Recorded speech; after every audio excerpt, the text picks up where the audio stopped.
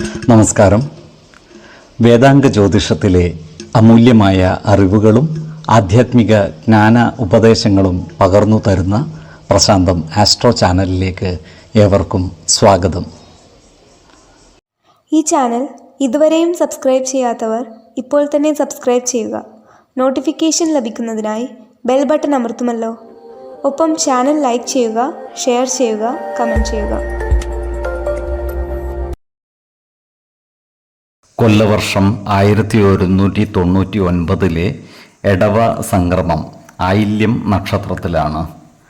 എടവം 1-ാം തീയതിയിലെ ഗ്രഹനില അനുസരിച്ച് മേടം രാശിയിൽ ബുധനും ശുക്രനും, എടവത്തിൽ സർവേശ്വരകാരകനായ വ്യാഴവും ആദിത്യനും, കർക്കിടകത്തിൽ ഗുളികനും, ചിങ്ങം രാശിയിൽ ചന്ദ്രനും, കന്നിയിൽ കേതുവും, കുംഭം രാശിയിൽ ശനിയും, മീനത്തിൽ കുജനും രാഹുവും സ്ഥിതി ചെയ്യുന്നു.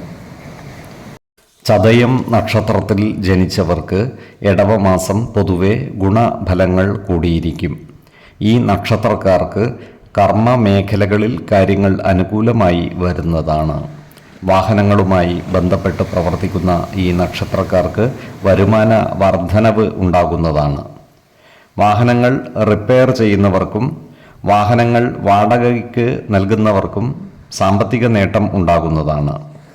എന്നാൽ ഡ്രൈവർമാർ റോഡ് നിയമങ്ങൾ പരിപൂർണമായും പാലിച്ച് അതീവ ജാഗ്രതയോടെ വാഹനം ഓടിക്കേണ്ടതാണ്. വിദേശ രാജ്യങ്ങളിൽ ജോലി ചെയ്തു വരുന്ന ഈ നക്ഷത്രക്കാർക്ക് കാര്യങ്ങൾ അത്ര അനുകൂലമല്ല. അപ്രതീക്ഷിതമായ ചില പ്രയാസങ്ങൾ ഇവർക്ക് ജോലി സ്ഥലത്ത് നേരിടേണ്ടി വരുവാനുള്ള സാധ്യതകൾ കാണുന്നുണ്ട്. അതിനാൽ ജോലിസ്ഥലത്ത് എല്ലാവരുമായും നല്ല സ്നേഹ സൗഹൃദ ബന്ധങ്ങൾ നിലനിർത്തുവാൻ പരിശ്രമിക്കേണ്ടതാണ്. പ്രവർത്തികളിൽ കൃത്യനിഷ്ഠതയും സത്യസന്ധതയും ഉറപ്പുവരുത്തേണ്ടതുമാണ്. ഈ നക്ഷത്രക്കാർക്ക് ഭൂമി ഇടപാടുകളിൽ നിന്നും സാമ്പത്തിക നേട്ടം ഉണ്ടാകുന്നതാണ്. എന്നാൽ ക്രയവിക്രയം ചെയ്യുന്ന ഭൂമിയുടെ നിയമസാധുതകൾ കൃത്യമായി മനസ്സിലാക്കേണ്ടതാണ്. വേണ്ടിവന്നാൽ ഒരു നിയമജ്ഞനിൽ നിന്നും നിയമ ഉപദേശം തേടുന്നതും ഗുണകരമായിരിക്കും.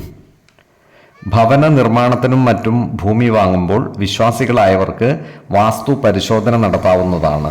അതുപോലെ ജ്യോതിഷ പ്രശ്നചിന്ത ചെയ്ത് ഭൂമിയുടെ ഈശ്വരാധീനം അറിയാവുന്നതുമാണ്. ഉത്തമ ഭൂമിയിൽ ഭവനം നിർമ്മിച്ച് താമസിക്കുന്നതാണ് ഐശ്വര്യം. അധമ ഭൂമിയാണെങ്കിൽ പല ദോഷങ്ങളും വന്നു ചേരുകയും ചെയ്യും. ഏതൊരു കാര്യം ചെയ്യുമ്പോഴും 2 വട്ടം ആലോചിച്ചു മുന്നോട്ട് നീങ്ങുന്നതാണ് ഗുണകരമാവുക. 15, 23, 30 തീയതികൾ അനുകൂലമാണ്.